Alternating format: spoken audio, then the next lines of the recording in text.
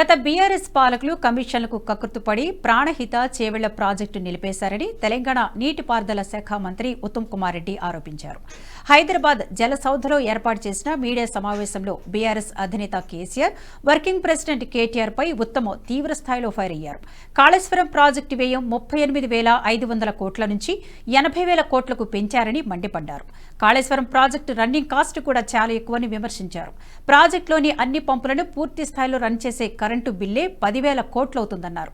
మేడిగడ్డపై కాంగ్రెస్ కుట్ర చేసిందని ఆరోపిస్తున్న బీఆర్ఎస్, మేడిగడ్డ మొదలుపెట్టినప్పుడు కూలినప్పుడు కూడా అధికారంలో ఉండి ఏం చేసిందని ప్రశ్నించారు.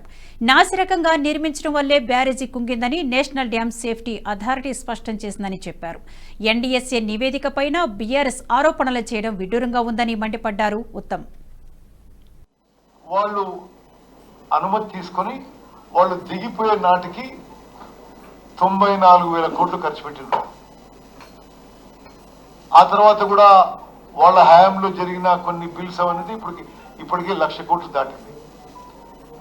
Controller and auditor general of India లెక్కల మేరకు ఇప్పుడు కాళేశ్వరం ప్రాజెక్టు పూర్తి చేయడానికి 1,47,000 కోట్లు అయితే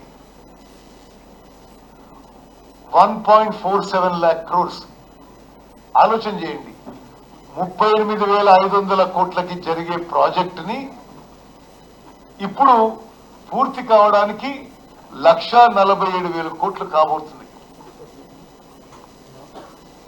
సుమారు ఆయకట్టు సిమిలర్.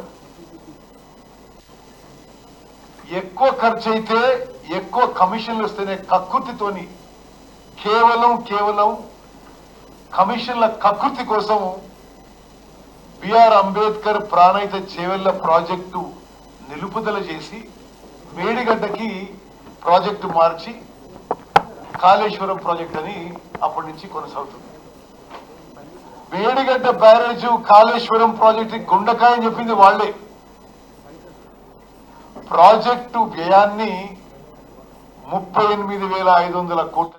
ఈ వీడియో మీకు నచ్చినట్టయితే లైక్ చేయండి, 10 మందికి షేర్ చేయండి. అలాగే కామెంట్ల రూపంలో మీ అభిప్రాయాలను మాతో పంచుకోండి. Nationalist hub group of channels ను సబ్స్క్రైబ్ చేసుకుని తెలుగునాట జాతీయవాద జర్నలిజాన్ని ప్రోత్సహించండి. ఈ వీడియో కింద ఉన్న బెల్ ఐకాన్ పై క్లిక్ చేయడం మర్చిపోవద్దు.